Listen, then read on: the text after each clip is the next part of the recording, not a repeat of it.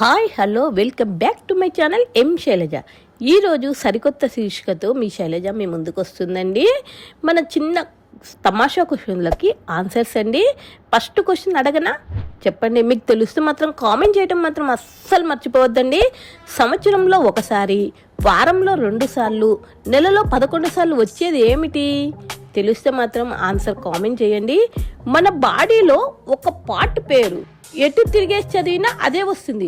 ఏం part? Guess చేయండి. మీకు ఆన్సర్ వచ్చే ఉంటుంది కంపల్సరీ.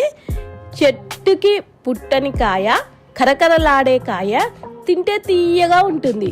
ఏమిటది? ఇదైతే నాకు ఫేవరెట్ అండి, నాకు చాలా ఇష్టం.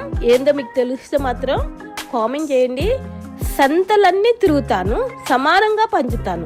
ఏమిటది? మీకు ఆన్సర్ తెలిసే ఉంటుంది. రోజు పొద్దున్నే మనం యూజ్ చేస్తూనే ఉంటాము. అది కూడా మీకు తెలిసే ఉంటుంది. కామెంట్ చేయండి.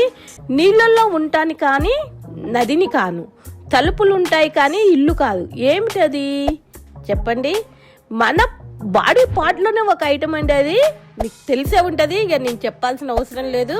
మీకు తెలిస్తే కామెంట్ చేయండి. ఏ టు జెడ్లో వేడిగా ఉండే లెటర్ ఏంది? తెలిస్తే చెప్పండి. ఓ, మీకు తెలిసే ఉంటుందండి. మనం మార్నింగ్ లేస్తే అదే. మీకు తెలిస్తే కామెంట్ అయితే చేయాలి. రాజు పెళ్లి చూపులకి వెళ్ళగా పెళ్లి కూతురు పేరు అడిగాను. దానికి ఆమె 16, 15, 15, 10, 1 అని చెప్పింది.